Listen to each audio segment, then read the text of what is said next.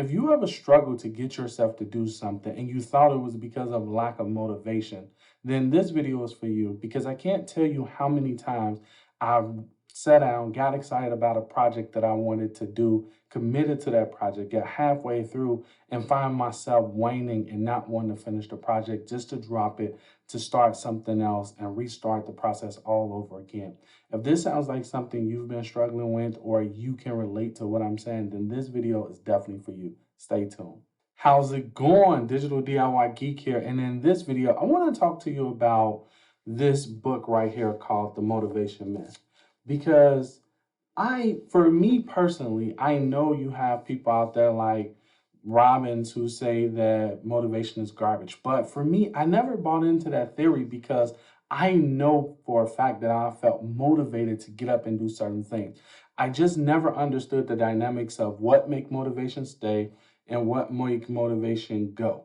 And turns out that it's three simple things I want to share with you that he discussed in the book. Now, I highly recommend you pick up this book for yourself when you get the chance. I have this book on Audible as well as I have the physical copy. So if you prefer listening to it on Audible, you can listen to it there. You'll find a link in the description. And if you don't have an Audible account already, it's 100% free for your first book. So I highly recommend you go get this book because it is game changing when you're building a business. Because the reality is a lot of people talk about, the strategies and tactics of how to build an online business. But I'm telling you, if you can't consistently get yourself to be disciplined and do what you need to do, then you're going to have a hard time having success with anything you try, no matter what it is you try. I can't tell you how many times alone I've wanted to delete the videos on my channel that talked about starting my own product because all these fears popped up. And once all the fears popped up, that little voice started convincing you that you don't have to do it. You can go back to your safety zone. And I'm telling you, it's because of this book that I'm able to push through it, along with some other books. But by far, this book has been the catalyst to keep me pushing forward with creating my own product. So let's dig into the three things. The very first thing one of my very first big takeaways is to forget about your goal. So in the book, he talks about why having a goal is important, meaning, for example, if you could see behind me up here, I have the Two Comma Club Award sitting on my wall. Now, it's not the actual award, it's like the cutout that we got from Funnel Hacking Live 2021. And it's a replicate where it has your name and it basically has what my goal is, right? And then on this wall, you can't see it, but all the way above here, it says to make touch $1 million within 1 year. So that's my goal. I want to be able to make $1 million within 1 year. All right. Now, not within next year, but within a year, don't matter which year, I want to be able to say I made $1 million within 1 year. All right. Now, those are nice goals to have, but the reality is the psychology behind it is, if I tell myself I want to, make $1 million from where I'm currently standing right now, that's going to be a very, very hard thing for me to get myself to do. The motivation for me to do it is not going to be there. That's how come in the book he talks about while it's good to have a goal, it's great to know where you're going. You want to break that goal down into a process. And that's what he talks about in my second takeaway, which is the process. Once you know what your goal is, and your goal can be as big as life. What you have to understand, and which was what I had to understand, is the biggest takeaway when it comes to a goal is having a goal is great. Once you have it, you have that vision, you know where you're going, forget about it. And that's what he teaches inside of this book right here. He wants you to have a goal, but then he wants you to forget about that goal. And he wants you to do step number 2. Now, for me, step number 2 is create a process and forget about the goal. And for me, that was very, very powerful because if I can create a process and forget about the goal, that means I don't have to worry about this momentum thing I have to hit. Because what you have to understand is once you make, for example, my short-term goal right now is to get my product online, create a product and put it out to the world. No matter if it flop, if it sell, whatever it do, just put it out, put myself out there, get over that hurdle, get over that fear. Like that's my goal right now. And Right now, the process that I've created is really simple. I get off work, I go to the gym. Once I go to the gym, I immediately come home, sit down with my clothes still on, and start cutting videos. Why? Because for whatever reason, once I come from the gym and I've challenged myself in the gym and I come home, for whatever reason, it's easier for me to sit down and cut these videos and put myself out there. I'm not so nervous about putting myself out there. I don't make as many mistakes on camera.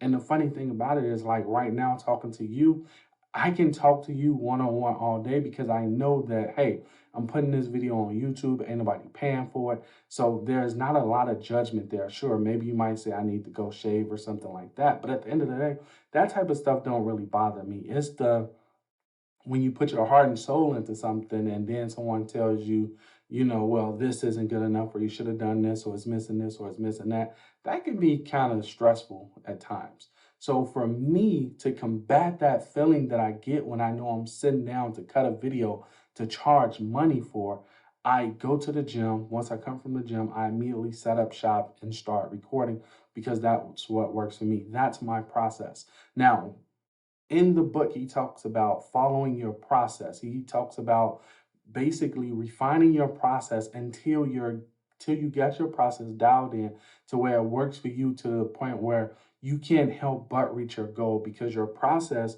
is what builds the path to your goal. So if you follow your process, you can take your eyes off your goal because your process is your navigation system. It's what's leading you to your goal, if you will. And for me, that was very powerful and it took a lot of, stress off me, if you will. The third thing that I've learned from this book is motivation is a result. Now, what does that mean? A lot of people in the book, he talks about it. A lot of people feel like, I'll go do this thing once I get motivated. And once I get motivated, I'll go get started. And in the book, he talks about how you can't wait until you feel motivated to go get started to do something. Because while you can go to like a Tony Robbins event or listen to a motivational speaker, all of that's finite, meaning that it's not going to last long. You have to be willing to get started. And through the act of getting started, putting in the work is what motivates you to keep going. Motivation is a result of you taking action on something that you want to accomplish rather than it's a thing that show up to get you to take action. And when I heard that, I was like, that's pretty interesting because I know for me, every single time I've ever felt motivated is because I've gone out and I've done something. I've never ever felt motivated just sitting down watching a video or something like that. Now, don't get me wrong. You have some times when you're inspired to get up and go do something, but that type of stuff is finite, meaning you're inspired today and tomorrow you're trying to figure out how to get yourself to take action. And that was the loophole or the pattern or the issue that I fell into. So, for example, I can give you the best example in the world. Going to the gym for me, while I know is beneficial, I know it helps me, keeps the stress down of being a solopreneur, building an online business. It keeps you disciplined because if you can be disciplined with your body, your health to be right. And it makes no sense to, get to the top of your game in your business, but then your health don't be where you want it to be. So for me, working out is a must. It's something that I do not miss under no circumstances.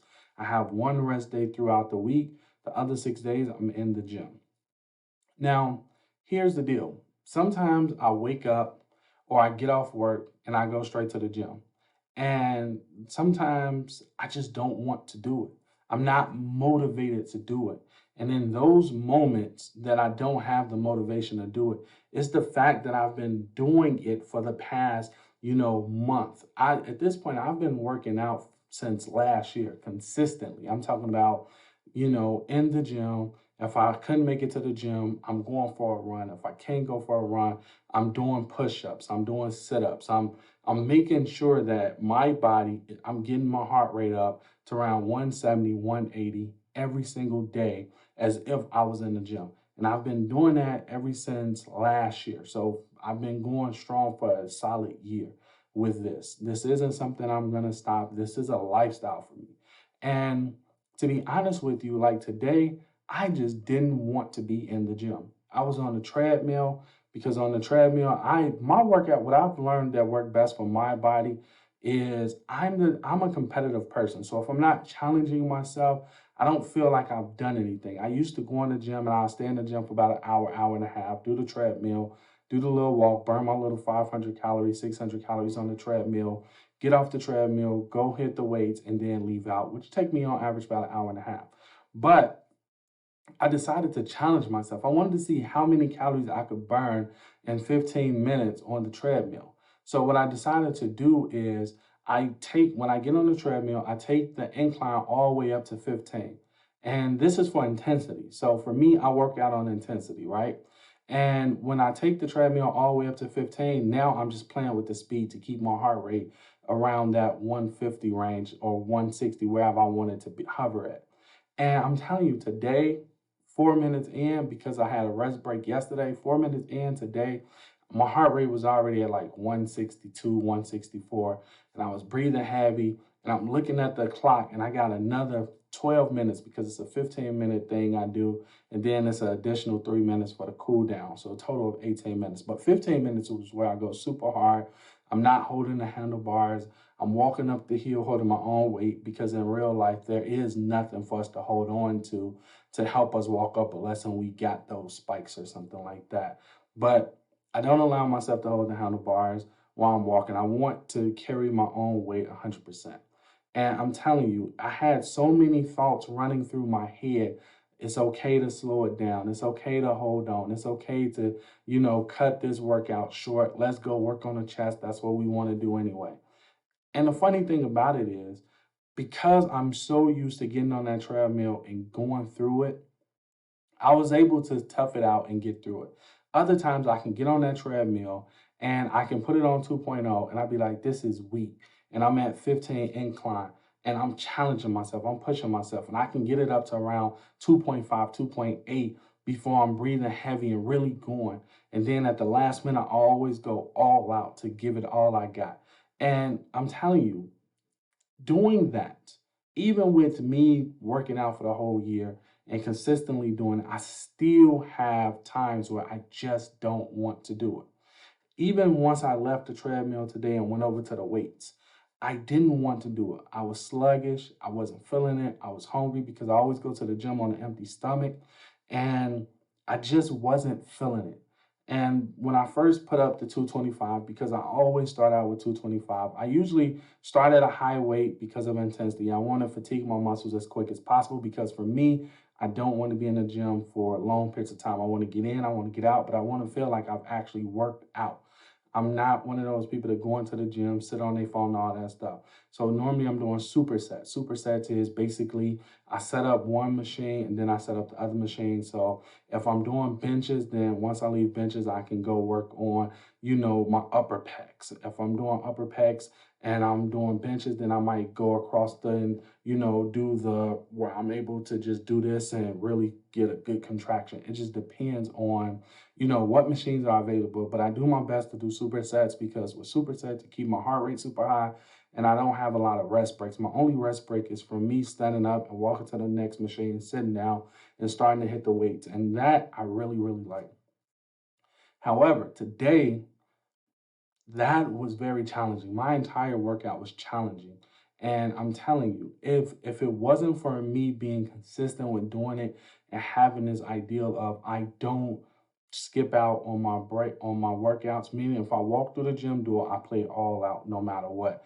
Now, it's been times I've walked in the gym and then worked a 16-hour shift and I got to be right back at work. And because I didn't want to miss that day, I'll just go get on the treadmill, go do maybe a 10-minute walk or something like that, all out, giving it all I got, jumping off, running home, and going to sleep. See, for me, it's more so about, you know, not dependent upon motivation. Now, don't get me wrong, motivation has its place. And that's what he talks about in this book. Motivation has its place. But you can't rely on motivation alone to get you there. Because even once you get consistent with doing something and you're really good at it, you still have to keep that excitement. You still have to keep it going. And sometimes that excitement don't show up. Sometimes it's just you battling with yourself to get the thing done. And that's the way it is in business. And that's the reason why I think every entrepreneur should be in the gym working out, not because of the health benefits, but because the discipline it teaches you and the stress levels go down with it. All right. Now, I know that was a little bit of a rant, but hey, nobody probably gonna see this anyway because this channel is new, so not too much tripping about it.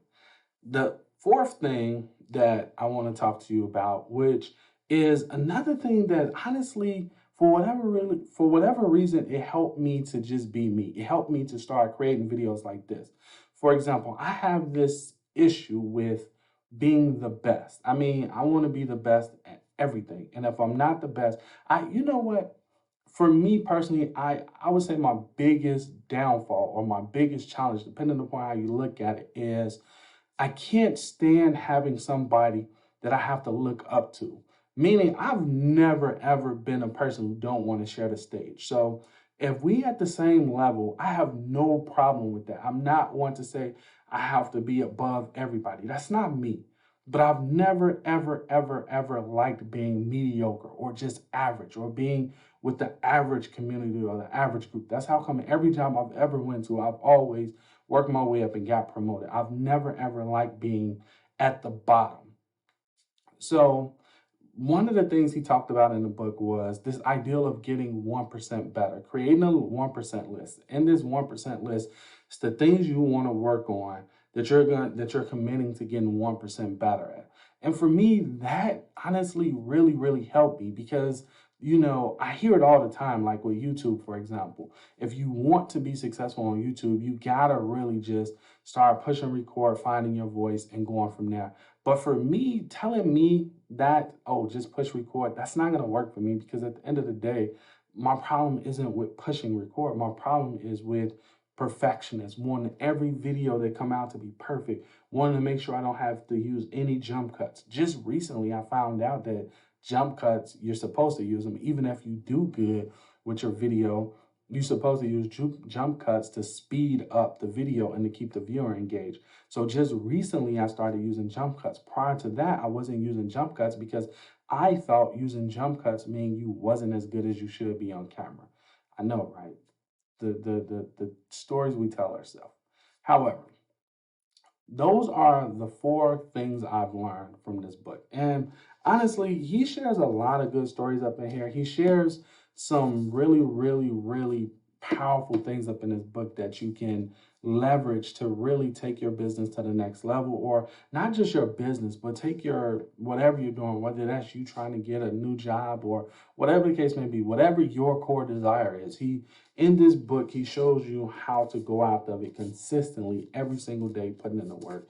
And honestly, that's why I like it so much. And I'm leveraging this book to complete first my very first product that I'm actually going to launch to the world. Not my first product that I've created. I've created a few products.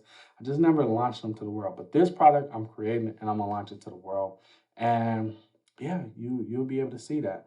And I think I'm going to start a series on this because I honestly read a ton of books. I mean, I read a ton of books. I take a ton of courses and I'm always learning. And a part of being an entrepreneur is you understanding that it's not going to always be, easy. It's not going to always be easy. And people don't wake up intelligent and able to build a business. Like, there are not a ton of Zuckerbergs in the world. There are not a ton of Bill Gates in the world. People who can, leave college and just figure it out intuitively. Honestly, I think that's one of the biggest myths we have where, you don't need college or you don't need education. Now, true enough, I did not complete college. I have some college. I did not complete it because at that specific time, I just felt like it wasn't for me. However, even with me not completing college, I am a lifelong learner. I have a ton of books over there that I've read. I've spent a ton of money on courses. I just recently spent close to $1,000 picking up, the perfect webinar. And the perfect webinar, if you ever been through it, then you know that course has, I got distracted. I'm getting FaceTime, but that webinar has a few upsells, and each upsell is like around $297. And I went through that pretty much buying all the upsells. So I spent about $1,000 all in all on it. And the last one I didn't buy, which was $500. I'm gonna go back and buy it, but I didn't buy it because I felt like I wasn't at that point. Like I'm all about making sure that when I'm spending money on my business, I'm spending it because it makes sense. This is something I'm finna to apply right now to see how far it can take me. Now, once I have the perfect webinar completed, once I have all of that stuff dialed in and done, then I'll go back and buy that, because now that part of it is talking about how to do a blitz funnel, how to get your funnel out up as quick as possible. So I'm looking forward to that once I get there. But the moral of the story is you have to get started with wherever you are, and relying on motivation to get you there alone is a recipe for disaster. You will be like I was. I was waking up every day talking about what I was going to do. I would say tomorrow, and tomorrow never came. One of the hardest things we face as entrepreneurs is just getting started doing whatever the thing is that we're afraid of. And once we do that, once we can get ourselves to get started, we can capitalize on that motivation and keep going. No, it's not going to always be easy. No, we're not going to always have the motivation or the drive or the passion to do it. However, if we keep pushing forward, we keep following the process, we fall in love with the process, which is how I got myself to be consistent with going to the gym and working out. Was I fell in love with closing my rings on my Apple Watch. I looked at that as my instant gratification. And if you can build out a process that gives you instant gratification, that takes you towards where you want to be, which is your ultimate goal, you can find success. So hope you found this video helpful. If you'd like to give me a thumbs up, if you have any questions for me, leave them below, and I'll catch you in the next video. Till later, I'll link up the playlist.